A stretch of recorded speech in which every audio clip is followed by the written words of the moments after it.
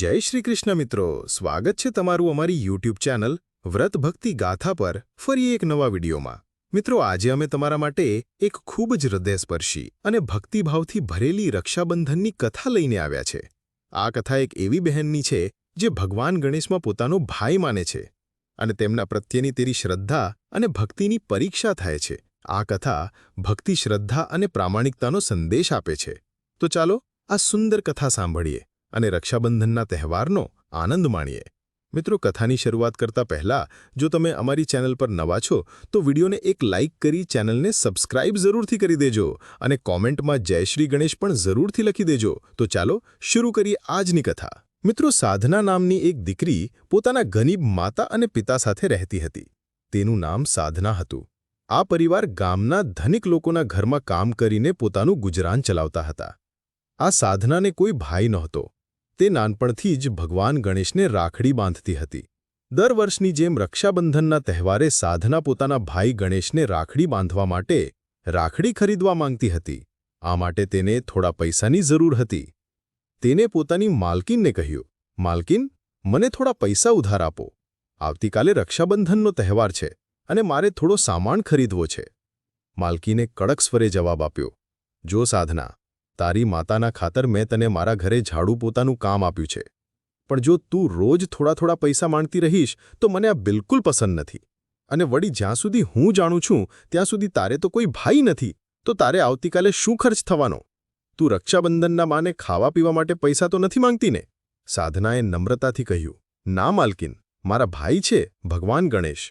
હું નાનપણથી જ તેમને રાખડી બાંધું છું। અગાઉ જ્યારે હું કામ નહોતી કરતી ત્યારે મારી મા પાસે રાખડી અને મીઠાઈ મંગાવી લેતી, પણ હવે હું તમારા ઘરે કામ કરું છું તો મેં વિચાર્યું કે તમારી પાસેથી ઉધાર લો અને પછી તમે મારા મહિનાના પગારમાંથી કાપી દેજો। માલકીને હસીને કહ્યું, તું તો ઘણી ચાલાક છે। ભગવાનને રાખડી બાંધવાના બહાને તું મારી પાસેથી પૈસા લઈ રહી છે અને પછી જ્યારે મહિનો પૂરો થશે અને હું કાપવા જઈશ ત્યારે તું કોઈ બીજું બહાનું લઈ આવીશ। ના, હું તને કોઈ ઉધાર નહીં આપું। મહિનો પૂરો થશે ત્યારે જ પૈસા આપીશ। હવે જા, મારે આવતીકાલે રક્ષાબંધનની તૈયારી માટે ઘણું કામ છે। સાધનાને લાગ્યું હતું કે હવે તે કામ કરે છે તો તે પોતાના પૈસાથી ભગવાન માટે રાખડી અને થોડી મીઠાઈ ખરીદી લેશે, પણ તેની માલકીને પૈસા આપવાનો ઇનકાર કરી દીધો, જેથી તે નિરાશ થઈ ગઈ। તે જાણતી હતી કે તેની માતાને છેલ્લા કેટલાક દિવસથી મજૂરીનું કામ નથી મળ્યું, તેથી તેમની પાસે પણ પૈસા નહોતા। આ વિચારોમાં ડૂબેલી સાધના ઘરે જઈ રહી હતી। બીજી બાજુ કૈલાશ પર્વત પર ભગવાન ગણેશ અને માતા પાર્વતી આ બધું જોઈ રહ્યા હતા। ગણેશજીએ કહ્યું, માતા, મારી બહેન સાધના આ સમયે સંકટમાં છે। તે નાનપણથી જ મને રાખડી બાંધે છે અને હવે મારે તેમની મદદ કરવી જોઈએ। એક ભાઈ તરીકે મારે મારી ફરજ નિભાવવી જોઈએ, પણ હું તેની મદદ કેવી રીતે કરું? એટલે માતા પાર્વતીએ કહ્યું, તું ચિંતા ન કર પુત્ર, આ કાર્યમાં હું તને મદદ કરીશ। તું તારી બહેન પ્રત્યેની તારી ફરજ નિભાવ। રાખડીની ચિંતા ન કર, તેનો પ્રબંધ હું કરીશ। તું ફક્ત તારી બહેન પાસે રાખડી બંધાવવાની તૈયારી કર, હું ઝડપથી પાછી આવીશ। ગણેશજીએ કહ્યું, ઠીક છે માતા, હું તમારી રાહ જોઈશ। પછી માતા પાર્વતી એક વૃદ્ધ સ્ત્રીનું રૂપ ધારણ કરીને પોતાના ઠેલામાં કેટલીક રાખડીઓ ભરીને ધરતીલોક પર પહોંચી ગયા। સાધનાની પાસે પહોંચ્યા પછી તેમને કહ્યું, આ ભારે ઠેલો ઉપાડીને હું થાકી ગઈ છું। કોઈ મારો આ ઠેલો રસ્તાના પેલે છેડે પાણીની પરબ સુધી લઈ જાય તો સારું, જેથી હું થોડું ઠંડુ પાણી પી શકું। મને બહુ તરસ લાગી છે।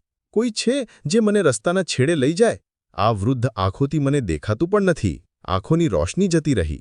આ સાંભળી સાધનાએ કહ્યું, માજી, તમારો ઠેલો મને આપો, હું તમને રસ્તાની સામેની બાજુ લઈ જઈશ। તમે મારો હાથ પકડી લો, હું તમને પણ સામેની બાજુ લઈ જાઉં છું। મિત્રો, વૃદ્ધ સ્ત્રીના રૂપમાં માતા પાર્વતી મનોમન મુસ્કુરાઈ રહ્યા હતા। સાધનાએ તમને સામેની બાજુએ પહોંચાડીને કહ્યું, માજી, તમે બેસો, હું તમારી માટે પાણી લઉં છું।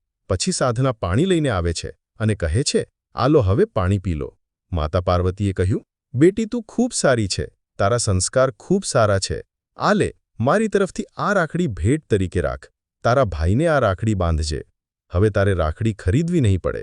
સાધનાએ રાખડી જોઈને કહ્યું, ખૂબ સુંદર છે, મને ખરેખર આની ખૂબ જરૂર હતી। તમારો ખૂબ ખૂબ આભાર।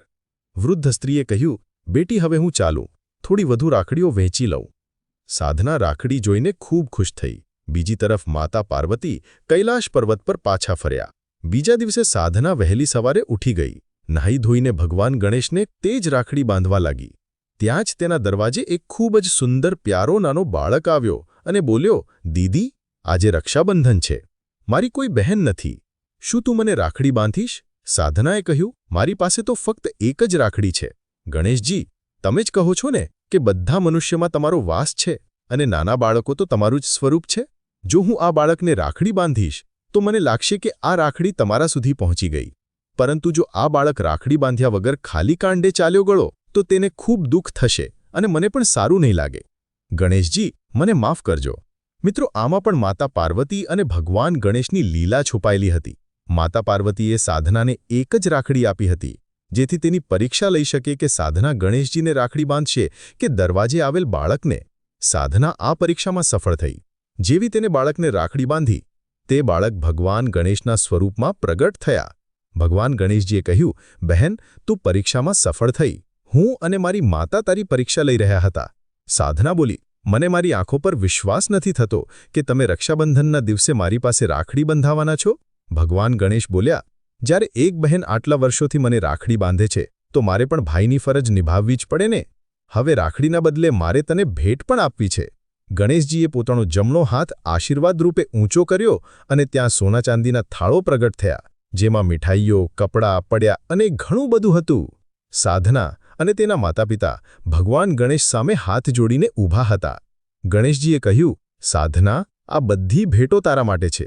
જે કોઈ મને સાચા હૃદયથી યાદ કરે છે તેના ઘરે સુખ સમૃદ્ધિનો વાસ થાય છે. રક્ષાબંધનના દિવસે જે બહેન મને સાચા મનથી રાખડી બાંધે છે તો હું એક ભાઈ તરીકેની ફરજ અવશ્ય નિભાવું છું. મારા આશીર્વાદથી મારી બહેનોના જીવનના બધા જ દુઃખ દૂર થાય છે અને તેમના જીવનમાં ખુશીઓનો વાસ થાય છે. તું હંમેશા ખુશ રહે મારી બહેન. હવે આ થાળના થોડા લાડુ મને પણ ખવડાવો. મને ખૂબ ભૂખ લાગી છે. સાધનાએ હસતા હસતા કહ્યું, હા ભાઈ ગણેશ, હું અત્યારે જ આપું છું. સાધના અને તેના માતાપિતાની આંખોમાં ખુશીના આંસુ હતા. ભગવાન ગણેશ અને તેમનું વાહન મૂષક જ્યારે લાડુ ખાઈ રહ્યા હતા ત્યારે સાધના ખૂબ ખુશ થઈ રહી હતી. આજે સ્વયં ભગવાન ગણેશ ભાઈના રૂપમાં રક્ષાબંધનનો તહેવાર મનાવવા તેના ઘરે આવ્યા હતા. એક બહેન માટે આથી મોટી ખુશીની વાત બીજી કંઈ હોઈ શકે? મિત્રો, રક્ષાબંધનના આ પવિત્ર પર્વ પર આપણે સૌ આ વાર્તામાંથી પ્રેરણા લઈએ. ભાઈ બહેનનો સંબંધ માત્ર લોહીનો નહીં પણ લાગણીઓ અને ફરજનો પણ છે. આ સંબંધમાં સ્નેહ, ત્યાગ અને એકબીજા પ્રત્યેની જવાબદારી છુપાયેલી છે. જેમ સાધનાની શ્રદ્ધા અને ભાઈ પ્રત્યેના નિસ્વાર્થ પ્રેમના કારણે સ્વયં ભગવાન ગણેશજી પ્રગટ થયા, તેમ આપણા જીવનમાં પણ આવા પવિત્ર સંબંધોનો ખૂબ મહત્વ છે. રક્ષાબંધનના દિવસે આપણે સૌ આપણા ભાઈ બહેન સાથેના સંબંધને વધુ મજબૂત બનાવીએ અને એકબીજાના સુખ દુઃખમાં સાથ આપવાનો સંકલ્પ લઈએ. આ સાથે જ રક્ષાબંધનનો આ તહેવાર આપણા જીવનમાં સુખ, શાંતિ અને સમૃદ્ધિ લઈને આવે એવી પ્રાર્થના. મિત્રો, અમને આશા છે કે આ પવિત્ર કથા તમને પસંદ આવી હશે. જો તમને આજની આ કથા પસંદ આવી હોય તો આજના વિડીયોને લાઇક અને શેર કરી અમારી ચેનલને સબસ્ક્રાઇબ પણ જરૂરથી કરી દેજો અને કોમેન્ટમાં જય શ્રી ગણેશ પણ જરૂરથી લખી દેજો, જેથી ભગવાન ગણેશની કૃપા તમારા પર હંમેશા રહે. તો મિત્રો, ફરી મળીશું એક નવા વિડીયો સાથે. જય શ્રી ગણેશાય નમઃ. આભાર.